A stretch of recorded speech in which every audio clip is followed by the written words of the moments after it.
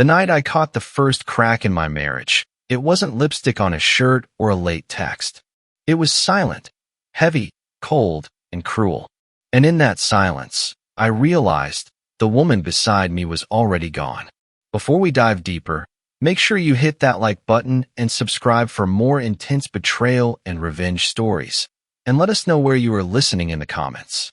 I used to think peace was something you could build, like a house, brick by brick, habit by habit, trust layered on top of trust. For years, I believed I had everything a man needed. A wife who smiled at me across the dinner table, a son who looked at me like I was unshakable, and a home that felt safe. But peace can be fragile. And sometimes, the people you trust most are the ones who smash it to pieces. I remember that evening clearly. I'd come home earlier than usual, the way soldiers do when they miss family. After decades of service, I thought I'd earned the right to stand in my kitchen, smell dinner cooking, and hear my boys' laugh echo down the hallway. But what I found instead was silence. My wife, Clara, was standing at the counter, but her hands weren't busy like they always were. She was holding her phone, frozen, her face pale in the screen's glow. The second she saw me, she jumped like a guilty stranger. She shoved the phone into her apron pocket and plastered a smile over her face. Too quick, too forced. I knew then, the way a soldier knows the snap of a twig means more than wind. I didn't ask. Not yet. Instead, I touched my son's shoulder as he worked on his drawing at the table. His small hand slipped into mine for a second, and I held it as if holding on to him could ground me. Family dinners used to feel like warmth. That night, it felt like interrogation. I asked about her day. She spoke in clipped sentences. I asked about errands. She snapped that I was asking too much. My son glanced between us, his little eyes darting like he could already sense the storm. After he went to bed, I caught her again, murmuring softly into her phone in the kitchen. She didn't hear me step in at first. She whispered, "I'll see you tomorrow, same place. Don't worry about him." Don't worry about who? When she realized I was standing there, her face drained. "It's just Susan from the PDA," she said quickly, too quickly. "She's upset over her divorce." I wanted to believe her. God, I wanted to. Because admitting otherwise meant facing a monster bigger than anything I had seen in combat. But once you've lived as a soldier, you learn to hear the difference between truth and lies. Her lie was too smooth, too rehearsed. I laid awake that night, staring at the ceiling, my instincts screaming. My son's room was down the hall, and every so often, I caught myself walking toward his door just to hear him breathing. To remind myself I still had one honest reason to fight. When I finally drifted into sleep, I wished the suspicions would fade by morning. But the truth doesn't fade. It waits. It grows. The next day, little things lined up with painful clarity. Clara wore perfume at 9 in the morning. She slid her phone under a cushion when I stepped into the living room. She volunteered for errands she used to complain about. I followed with my eyes only, never my feet. Because in my line of work, chasing shadows gets men killed. And I knew, if I was right, the thing lurking in my home was more dangerous than any shadow. One evening, after putting my son to bed, I heard her car keys jingle. "Forgot something at the store," she said nervously, grabbing her purse. She didn't kiss my cheek, something she used to do without thinking. I walked to the window quietly and watched her drive away. My chest tightened with a soldier's dread. I could follow. I could grab my own keys. But instead, I stayed.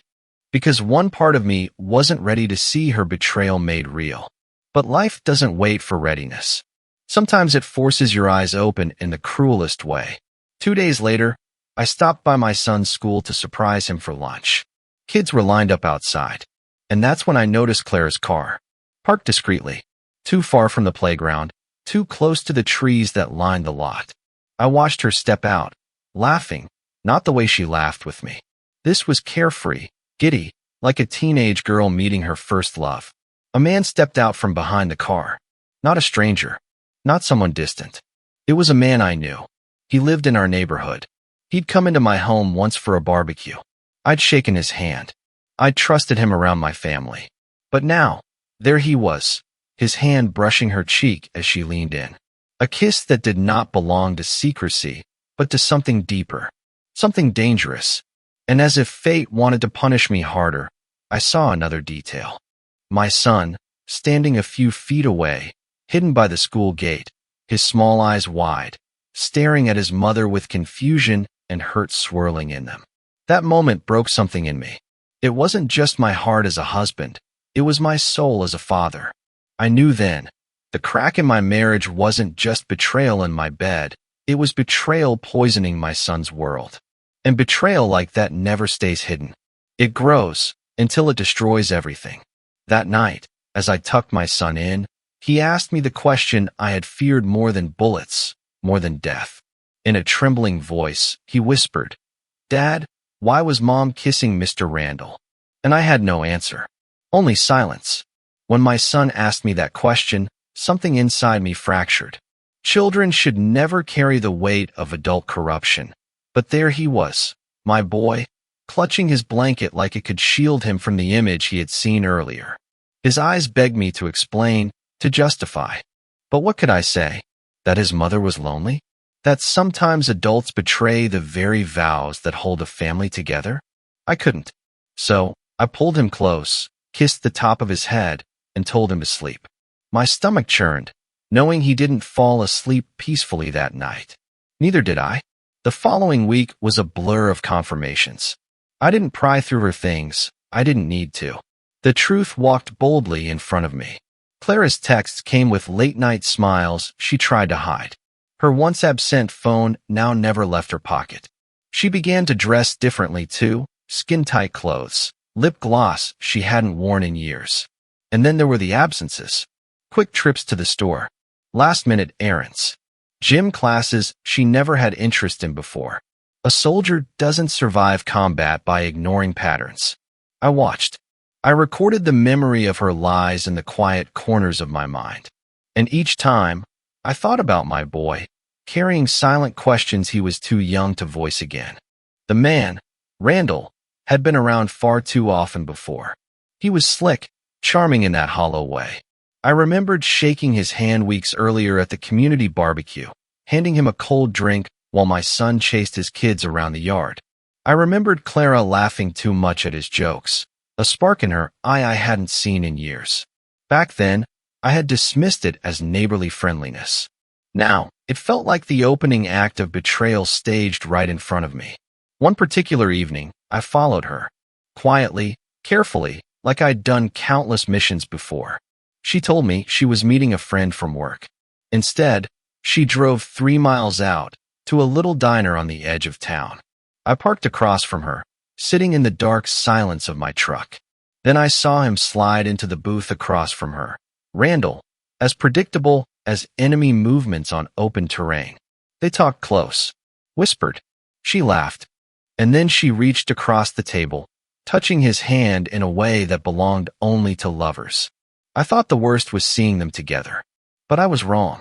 The worst was seeing her smile. A smile I hadn't seen in months. Wide, genuine, unmasked. It hit me then. She had already given him every part of her that used to belong to me, and my boy. I clenched the steering wheel so hard my knuckles flared white. The urge to storm in there, drag him out, and end the charade clashed with the discipline burned into me as a soldier. You don't attack when you're blind. You wait. You gather intelligence. Then you strike. But this wasn't a foreign war zone. This was my home. My family. My son.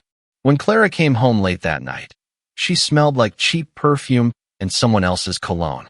She slipped into bed without touching me, without speaking to me, pretending to be tired.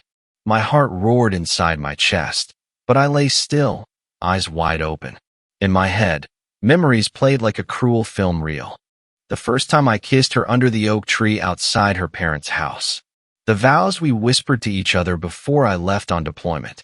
The day she placed our newborn son into my arms. And now this. Every promise, twisted and burned.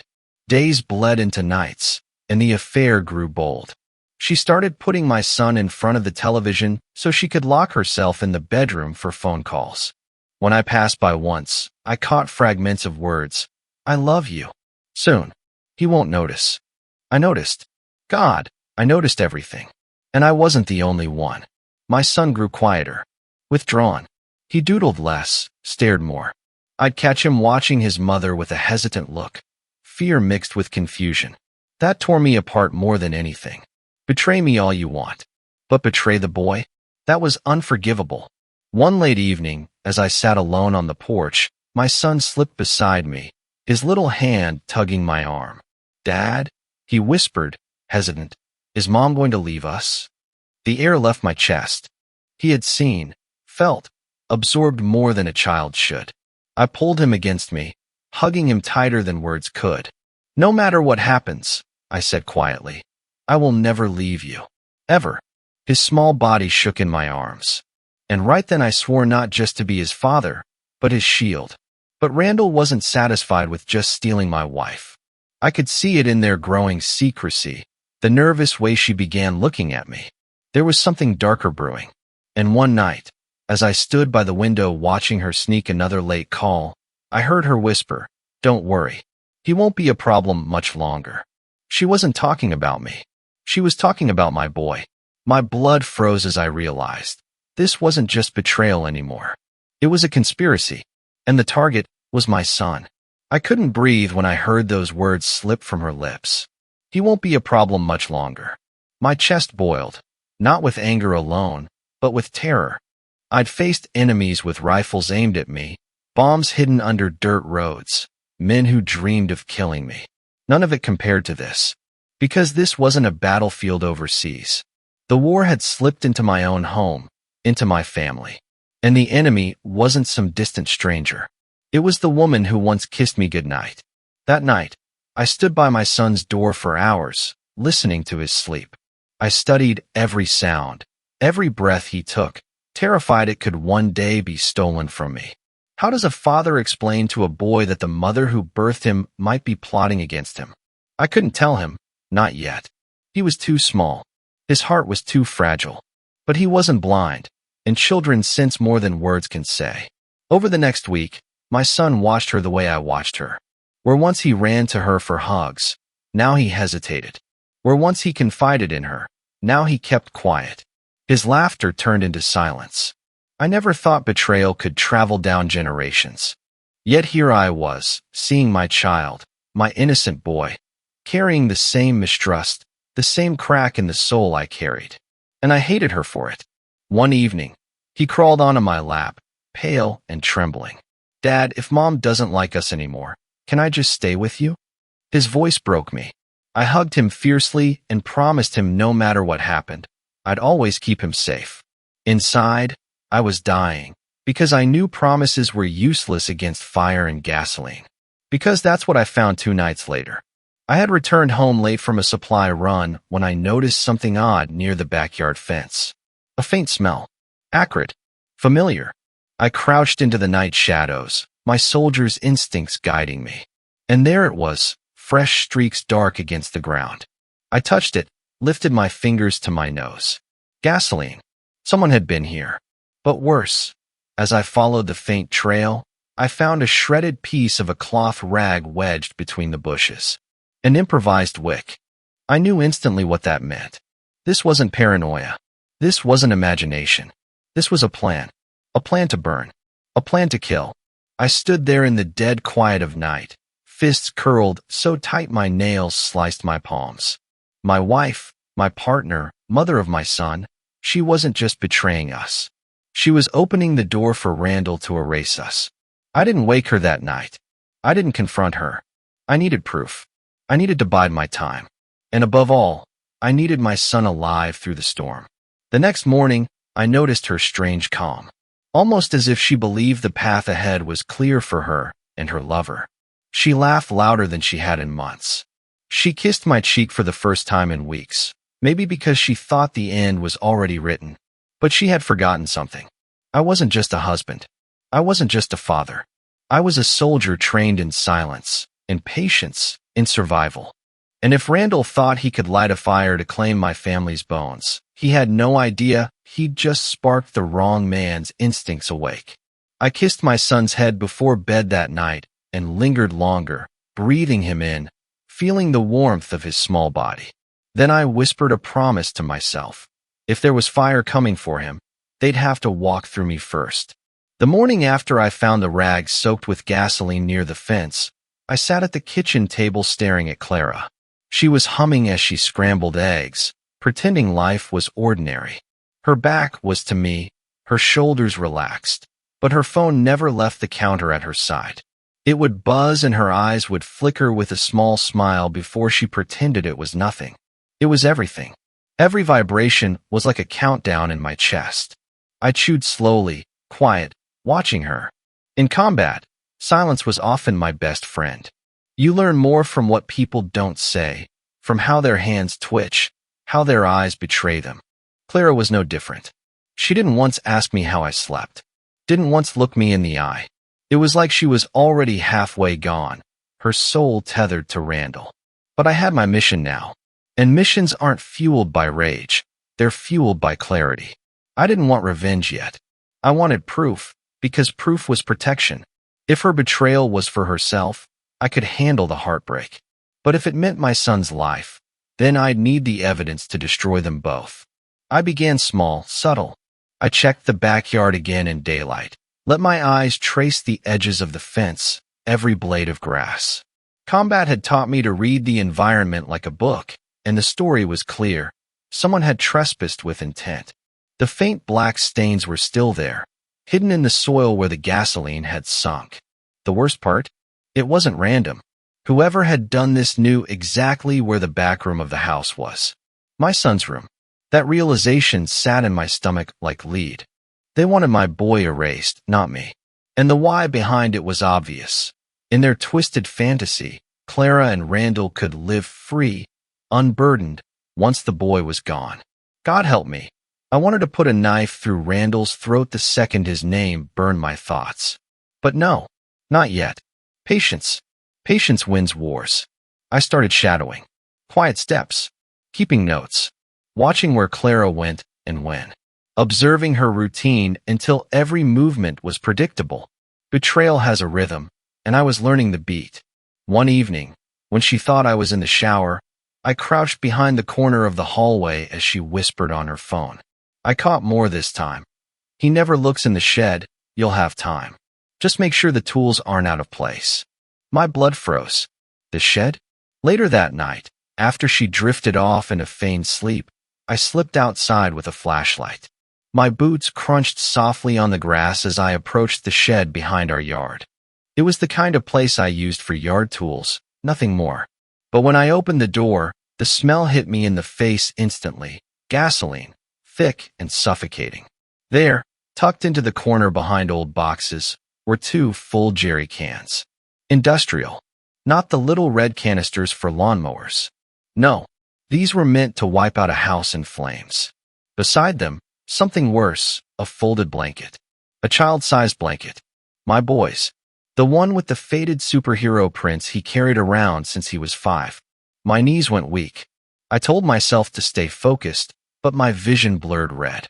They weren't just thinking about fire. They wanted to trap him. To make sure my son never made it out. I stood there in the dark, gripping that blanket so tight my muscles shook, and the rage crawling against my ribs nearly drove me to storm inside and end it all right then. But then I pictured my son asleep, innocent and fragile, dependent on me not losing control.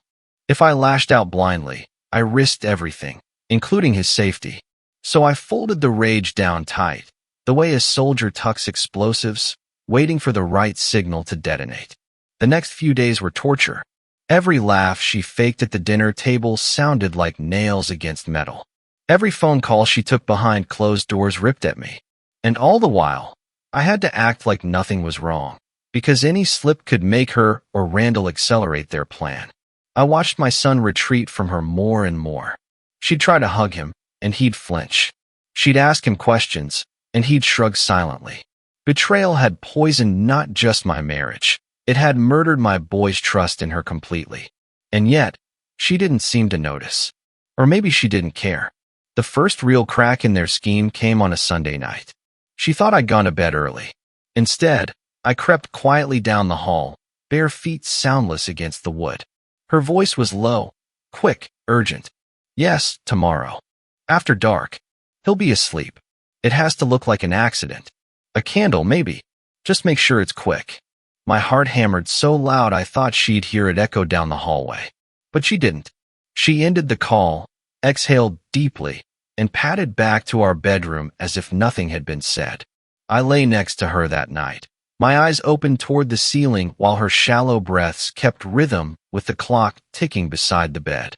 I wanted to roll over, wanted to scream, wanted to tell her I knew everything. But I lay still, because letting a traitor believe they were winning is a soldier's most powerful weapon. The following night, I made preparations of my own. Quiet alarms near my son's window. A knife tucked under my pillow. My truck parked in the dark corner of the driveway instead of under the light. Every instinct in me sharpened like glass. By then, I understood they weren't threatening anymore. They were planning, step by step, a timeline. And in the stillness of that long night, I realized the plan wasn't to hurt me. It wasn't to take me out first. It was to burn my son alive. When I first joined the army, they told us, a soldier never really leaves the battlefield. He just carries it home. Back then, I thought it was a saying meant to scare fresh recruits into discipline. But now, standing at the edge of my son's bed every night just to watch him breathe, I understood the truth of it. Combat doesn't leave you. It waits in the shadows until life hands you a war you never imagined. I had seen men ambushed in deserts, watched brothers in arms pulled apart by fire in the dead of night. I knew evil when I smelled it.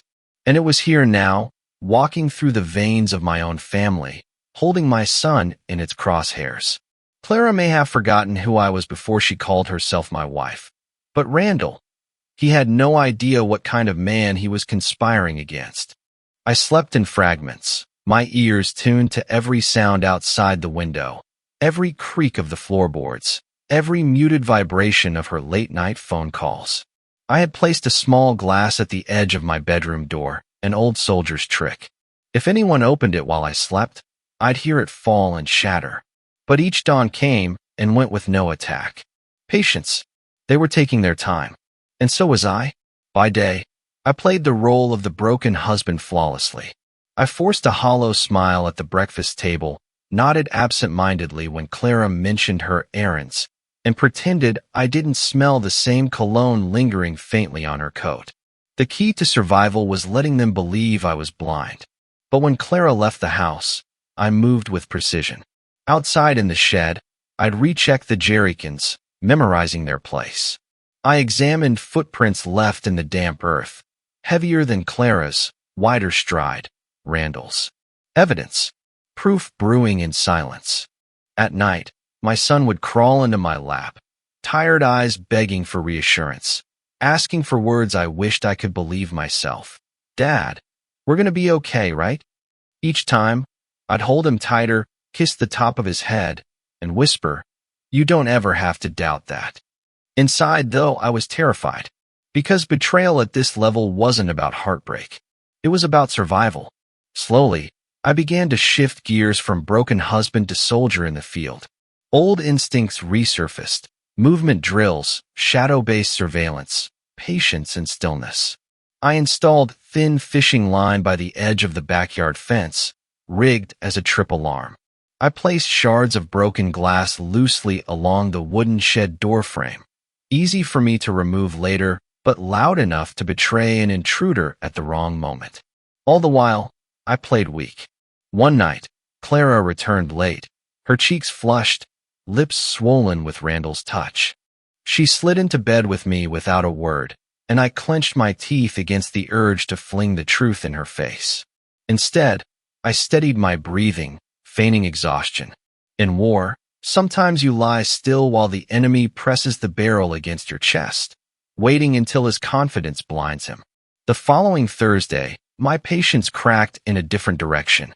I was in the grocery store with my son when I saw Randall at the far end of an aisle. He hadn't noticed me. He was browsing snacks, cool as a snake. My boy noticed him, though. He froze, then clung to my arm so tight I felt his fear pulse through my skin. What tore me apart was not Randall's smirk when he finally did look our way, but the way my son buried his face against me, whispering, "Dad, let's go." That moment carved my mission in stone. Randall wasn't just Clara's mistake anymore. He was my boy's nightmare. And nightmares don't get to stay long when you're a man like me. But I knew one truth above all else. The most dangerous enemies are the ones who think you're broken. So I let him smirk. I let him believe all the lies. When we got home that day, I watched my boy retreat into his room without a word. He pulled the door shut, but I stood outside anyway, listening to the faint sound of muffled sobs. My fists clenched uselessly at the wood, knowing every tear belonged to betrayal deeper than any bullet wound I'd ever taken. After he fell asleep, I sat outside his door for hours, feeling the weight of responsibility stretch over me like an iron shroud. I wasn't just protecting him from strangers. I was protecting him from the woman who birthed him and the man she let in. The next evening, I found my chance. Clara left her phone unlocked on the counter during dinner. She excused herself to the bathroom, and my soldier's instinct kicked in. My hand slid over the phone so quickly, even I was surprised by my calm. I scrolled fast, eyes sharp, heart pounding. There it was, thread after thread of messages between her and Randall. At first, nonsense love notes. But deeper in, the words grew darker. Tomorrow night. The shed is ready. He's always asleep by 9. They weren't vague anymore. They were planning something specific. Exact. Final. I dropped the phone back where she left it just in time for her to return. She smiled, asked me how the food tasted. I pretended to chew, my mind burning with the knowledge that I no longer had the luxury of just watching. They were going to move soon. Very soon. That night, when Clara lay beside me with her back turned, I stared into the dark and steadied my breathing. If I was going to save my son, I had only 2 options. Strike preemptively, unleash everything I'd hidden, or continue the act until they revealed themselves fully. Patience. My boy's life was worth the wait. But the next evening, Randall decided it was time to act. I was tucking my son into bed when I noticed something outside the window, a flicker of movement in the shadows near the shed. I froze, instincts roaring alive. My son blinked up at me sleepily, unaware of the danger crawling so close. I smoothed his blanket over his shoulder, whispered that I'd be back in a moment. Then I stepped out into the night barefoot, silent, every nerve alive like it had been 1,000 times on foreign soil. The darkness didn't scare me. The danger didn't scare me. What haunted me was knowing this wasn't just a mission. This was my son's life. And if Randall wanted a war, he was about to learn. The battlefield never really leaves a soldier. The air outside was sharp with the scent of gasoline. It lingered the way death does before it shows its face. I crouched low by the bushes, my eyes adjusting to the dark, every sense alive. There, the faint silhouette of Randall moving against the shed. A cigarette tip glowed red for a second before he flicked it into the grass. That tiny flare was enough to paint his profile in my mind. I hadn't realized I was holding my breath until I slowly let it out. My pulse was steady, trained, even though fire was seconds away from being unleashed. Randall wasn't moving with nerves. He was confident. Too confident. Some part of him believed I was powerless or oblivious. He was wrong. From where I knelt, I watched him tug one of the jerrycans out into the open. He moved with purpose, unscrewing the cap, tilting it just slightly over the ground near the shed. My son's room sat less than 20 feet away from where he stood. My vision darkened with rage, but I forced myself still. Soldiers don't rush into traps. They don't let emotions fire the bullet. They wait for the shot that matters. And so I studied every move, every careless detail, burning it into memory. Randall poured a line along the grass, turning back toward the shed. But what caught my attention most wasn't just him. It was Clara. She was standing a few paces behind, arms folded, her face pale in the moonlight. She wasn't stopping him. She wasn't scared. She was watching. That was the moment the betrayal truly swallowed me whole. It wasn't just her silence. It wasn't weakness. She was part of this. Complicit. Watching a stranger pour fire at the edge of her son's room and saying nothing. I gripped the dirt beneath me so hard it sank under my nails. I wanted to rip through the night, and end it there. But I couldn't. Not yet. My son's safety demanded more than rage. It demanded strategy. I slipped back inside unnoticed, my chest heavy with the truth. I closed his windows silently, double-secured the locks, and watched the small outline of him sleeping peacefully beneath the covers. He didn't know. He couldn't. And for his sake, I'd make sure he never saw the face of death so close. I pretended to sleep in the armchair by the window, a knife within arm's reach. My eyes never fully shut. Hours dragged by, each second thicker than molasses. Every creak outside made my hand twitch toward the blade. My body lay still, but my mind was working. Preemptive moves, fallback routes, everything down to how I'd lift my boy from bed if the house ignited. Just after midnight, another sound came. A faint scrape of metal, cautious footsteps moving by the fence. I rose silently, sliding from the chair with controlled ease, gliding to the window. Randall was back, this time moving quicker, less careful. Clara wasn't in sight. He struck a match. That tiny flare. My muscles seized like they had in combat zones. Except this wasn't Afghanistan, wasn't Iraq. This was my backyard, my son's bedroom wall. The flame flickered over the trail of gasoline. It didn't catch, too wet from evening dew. He cursed low under his breath, struck another. This one came alive hotter. That's when I moved. I didn't storm out, didn't yell. Instead, I opened the back door silently, letting the shadows cover me like they used to on patrol nights. I circled wide, swift and unseen, until I was behind him. For 1 second I stood there, inches from the man trying to burn my son alive. My breath shallow, my hand steady on the knife. Years of training screamed inside my skull. End him now. But another voice echoed against it. My boy asleep inside. The life I was protecting. This wasn't about blood revenge. Not yet. So instead, I snapped a twig just loud enough. Randall spun, startled, eyes darting around. But I had already moved back into shadow. He swore again, panic replacing arrogance. The flame in his hand burned too close, and he stamped it out, retreating fast into the tree line as if the night itself chased him away. I stood unmoving, silent, watching until his shape disappeared into the dark. Inside, Clara stirred when I returned. She blinked lazily, eyes soft with practiced lies. "You're up? Couldn't sleep?" I looked at her for a long moment, scanning the calm mask she wore. I didn't answer.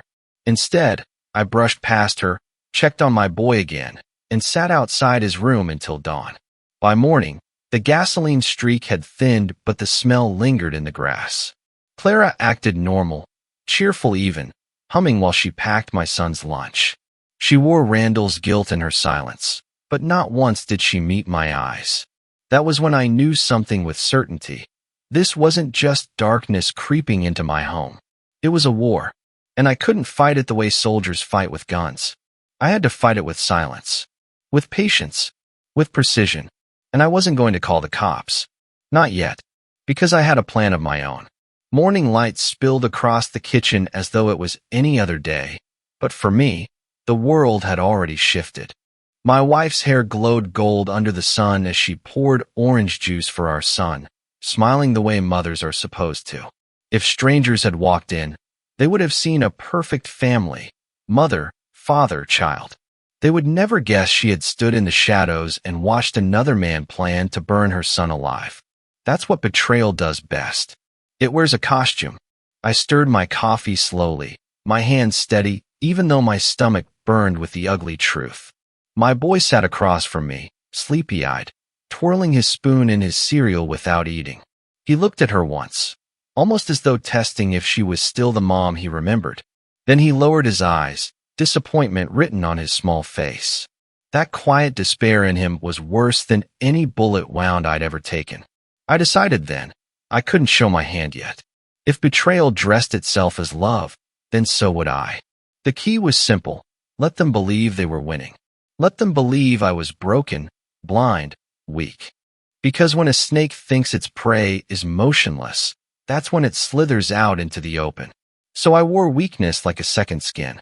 I kissed Clara on the forehead more often, as though I were desperate for her love again. She smiled, forced but satisfied, thinking I was still clueless. She mistook tolerance for stupidity, and I let her. Randall became careless, too. A man like him, arrogant, greedy, he always would. He started visiting more often in the daylight, excusing it as helping around the neighborhood. I'd see him fixing his fence, trimming hedges near my property line. His eyes would meet mine briefly, and his grin told me all I needed. He thought he already had Clara, and soon, he'd have freedom from me and my son. I responded with silence. A nod here, a polite wave there, like nothing between us was rotten. But when my back turned, my soldier's instincts worked overtime. I planted my own cameras, small, disguised, lenses tucked beneath tree branches and behind the backyard shed. Every face, every sound, every movement, quietly recorded. My son, though, he kept breaking me. One evening, he asked if he could sleep in my room. Just for tonight, he whispered. Of course I said yes. He curled against me like he was trying to hide from nightmares. But the tragedy was that his nightmare was living in the same house with us. He tried whispering once in the dark, "Dad, do you think Mom even loves me anymore?" I couldn't answer. My throat locked. So I just pulled him closer, my silence an answer of its own. The tension grew thick in the house, heavier with each day, though Clara acted lighter than ever. She hummed songs while cleaning, laughed too hard at nothing, tapped at her phone constantly.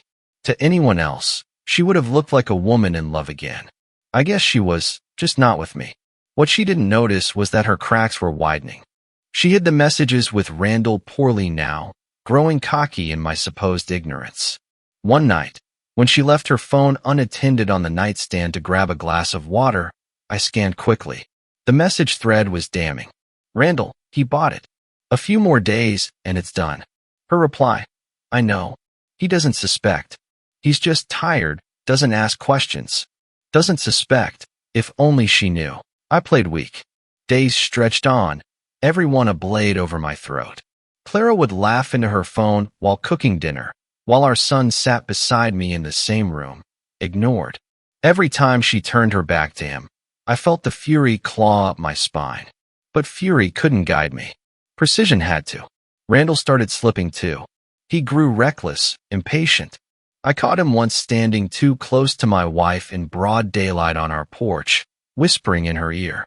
My son saw it too, his little fists clenched by his sides as he watched from inside.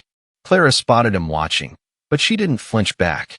That killed something in him, and it killed something in me. Later that night, my boy crawled under his covers without asking for a bedtime story. His trust in her had collapsed, and I couldn't repair it. When I kissed him goodnight, he turned into me and clung hard, whispering, "Don't let her take me, Dad." I promised him I wouldn't, and promises from me weren't made lightly. That week, I decided to push them. My act had to deepen enough to make them bold enough to expose themselves. So, I started drinking, at least that's what they thought. I filled old whiskey bottles with watered-down tea, sipping sloppily in front of Clara when she was around. I let my shoulders slump, my eyes glaze. When she'd ask a casual question, I'd wave her off like an exhausted man who gave up on confrontation. I watched her relax in those moments. She believed it. She leaned further into Randall, her phone buzzing late into the night with messages I knew exactly how to interpret. Almost ready. Soon. He's a mess. Good. Let them believe their enemy was crumbling. But the truth was, I was setting the stage. Each camera filled with proof, each secret recording saved in places they'd never find. Evidence layered upon evidence, waiting for the day it came crashing down on them.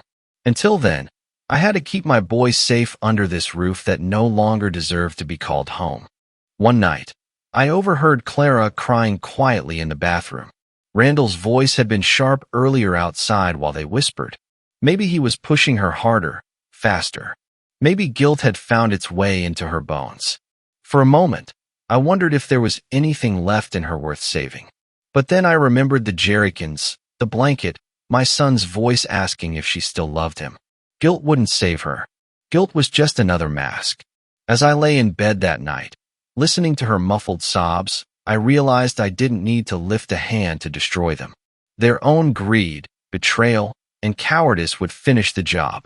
I just needed to wait for the fire they lit for us, to consume them instead. The house grew quieter with each passing day, but it wasn't peace. It was the silence before a storm. My son spoke less and smiled almost never. He'd sit at the table drawing with his crayons, but instead of the superheroes and animals he used to doodle, it was darker now.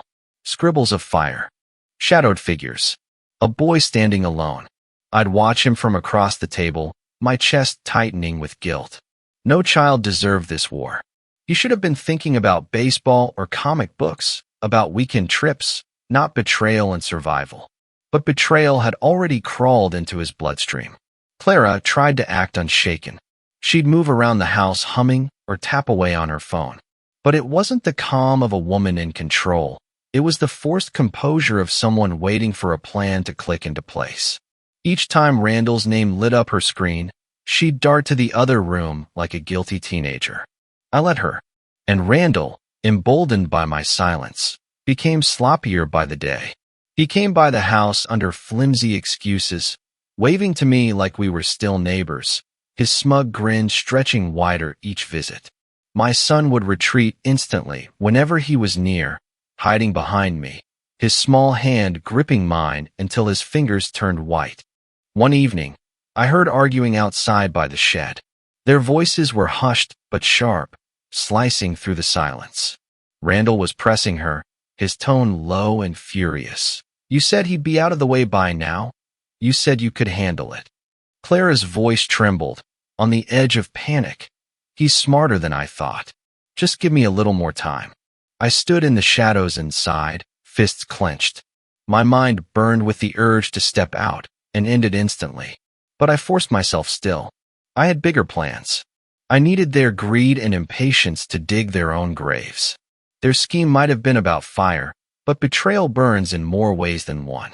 And Clara's mask was starting to slip in the most unexpected place, with our son. The first time it happened, he confronted her after dinner. His plate untouched, his hands folded tightly on the table. Why don't you talk to me anymore? He asked in a small, shaking voice. She blinked, startled, then tried to smile. Of course I talk to you, sweetheart. But he wasn't buying it. His little jaw clenched, just like mine when I'm holding myself back. I saw you with him. You don't laugh with me like that. You don't even look at me the same. Her hands froze over the table. For the first time, she looked like the weight of her betrayal pressed down on her. She whispered his name, tried reaching across the table, but he pulled away sharply. I said nothing. I didn't need to. That moment, the boy she carried in her arms years ago looked her straight in the eyes and rejected her love, and it broke her far deeper than I ever could. I saw her cracking, guilt seeping in. Later that night, I heard muffled sobs from her side of the bed. She didn't think I was listening, but I lay wide awake, my son's words replaying in my mind. He had confronted her with the innocence of truth, and it wounded her more than any accusation from me. The cracks widened further the next day. Randall returned, angrier than before. From the kitchen, I overheard them whispering. He pressed her hard. If you don't have the guts, I'll do it myself. Tonight. Her reply was broken, almost begging. No, not tonight. He's watching too closely. I smiled inwardly. My silence, my act, my refusal to explode at them, it was working. They were unraveling, doubt eating them alive. She was afraid. Randall was frustrated. And when fear and greed meet desperation, that's when mistakes are made. It was during this time that I saw my son's strength rise for the first time. He came to me with a question that struck deeper than any blade could. Dad, when people hurt us, do we hurt them back? I took a long breath, weighing every word. What could I teach him in a house so poisoned by betrayal? Revenge wasn't the lesson. Strength was. No, son, I said quietly. We don't hurt them back. We let them destroy themselves. And then we walk away stronger. You understand. He looked at me carefully, then finally nodded. His small hand gripped mine, and in that moment, I realized my quiet war wasn't just about saving him. It was about teaching him how to rise even after fire tried to consume him. But Randall wasn't in the business of lessons. He wanted action, and his patience was collapsing. He stopped hiding his anger. I caught him pacing near the edge of our property one night, spitting into the grass, muttering to himself. Clara stood nearby, her arms shaking, tears shining in her eyes. She looked terrified, more of Randall than of me now. I didn't intervene. Not yet, because the very trap I was setting was tightening around their necks. By the end of that week, I had recordings of everything. Clara's voice promising soon, Randall threatening to finish it himself, their plans scattered across digital messages and whispered meetings by the shed. My cameras, my audio, my soldiers' precision had caught it all. And they didn't know that every step they took deeper into betrayal was another nail sealing their coffin. The unraveling had begun, and soon there would be no turning back. The night came colder than the others, as if the air itself understood something was about to end. I sat at the dining table, motionless, while Clara paced in the kitchen. She wasn't humming anymore. Her hands trembled too much when she picked up her glass of water. She'd lived weeks believing I was blind, but guilt has a way of eroding masks over time.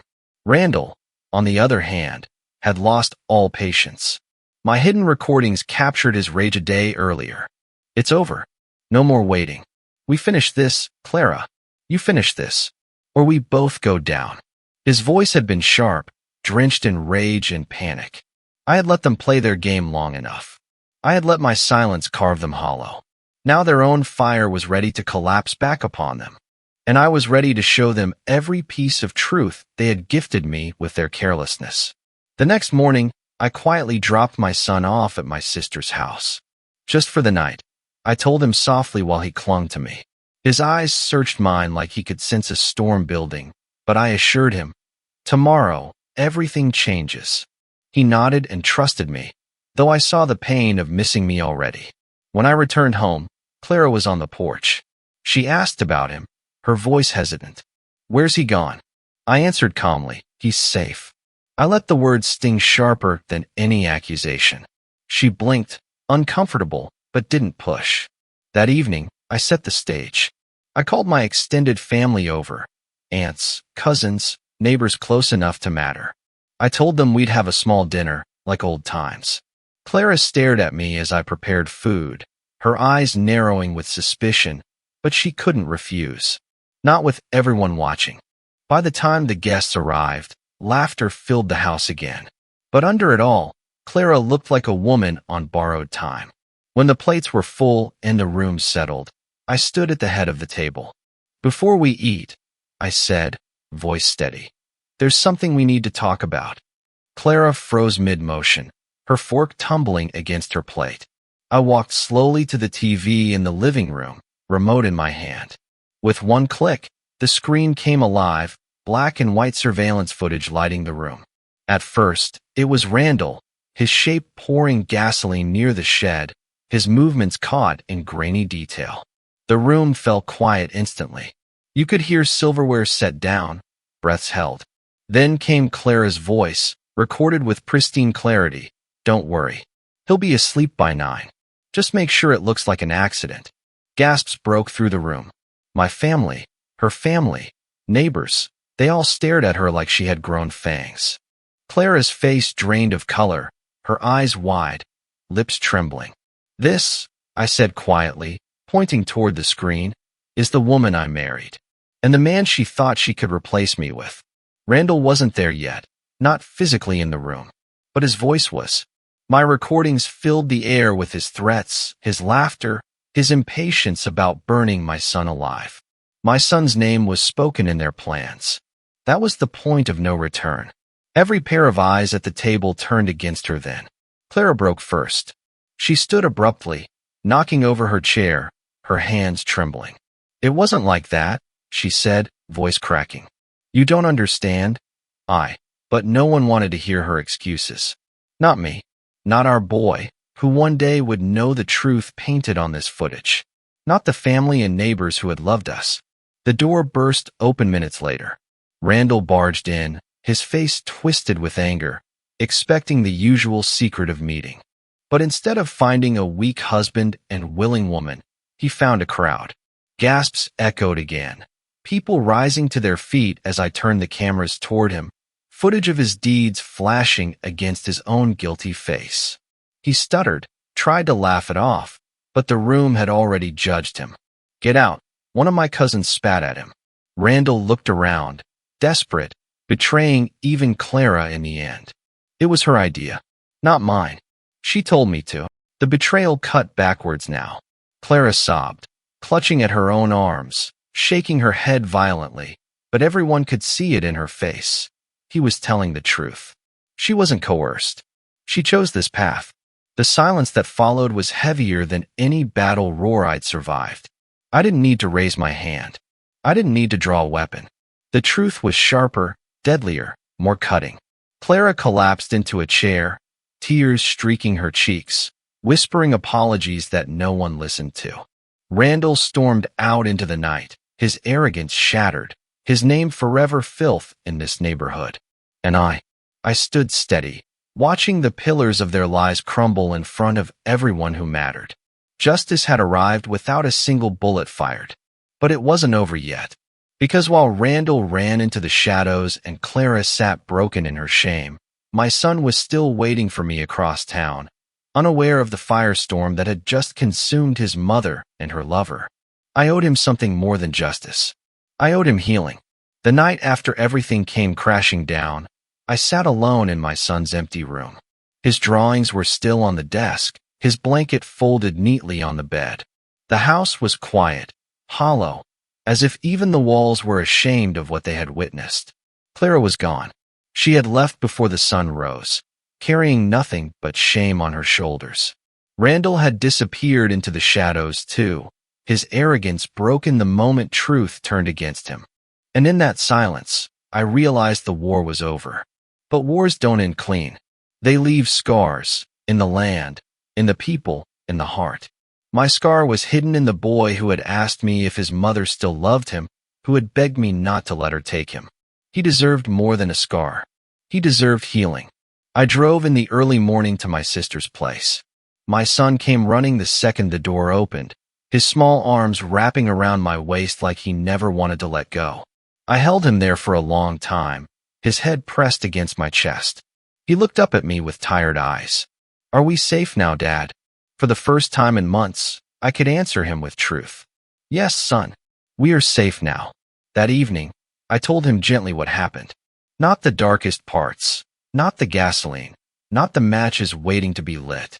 He was too young for that. But I told him the truth that mattered, that his mother had made mistakes she couldn't undo, and that me and him, we were moving forward together. He listened silently, his small hand gripping mine the whole time.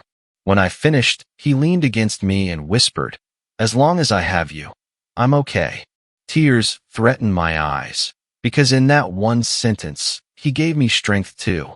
More strength than any battlefield ever had. We moved houses soon after. Not far, but far enough that Randall's ghost, his threats, his shadow, no longer hovered over our fence. A fresh start. New walls, new streets, fresh air untainted by betrayal. Life became quiet again, but this time, truly quiet. I still carry the memories. Betrayal is not something a man forgets. The touch of fire never fully leaves the skin. But every night, as I tucked my son in, his laughter slowly returning, his drawings once again bright with color, I realized something powerful. Betrayal can scar you, yes. But it can also teach you just how strong your love truly is. And so, when he finally slept that first night in our new home, I sat by his bed, whispering to myself. They tried to burn us alive, but all they lit in me was a fire to protect him forever.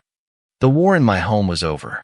And though betrayal had destroyed a marriage, it had built something stronger, a bond between father and son that no flame could ever consume. And that, to me, was victory. This is where the story ends. Before you go, I want you to do something important. Tell me where in the world you're listening from. Drop your location in the comments. Knowing the places my story reaches means more to me than you can imagine. And if you've ever faced betrayal of your own, if someone you trusted shattered your world, share it with us in the comments too. You're not alone. Talking about your pain helps, and someone out there may find strength in your words. Finally, please, if this story moved you, hit that like button and subscribe for more haunting, emotional tales of betrayal and healing. Your support allows me to bring you stories straight from the heart, stories that remind us all of the wounds betrayal leaves and the strength we discover in surviving it. Thank you for staying with me until the very end. This was Midnight Affairs Tales. Until next time, stay safe, stay strong, and never forget, even in betrayal's ashes, you can rise again. Story is finished.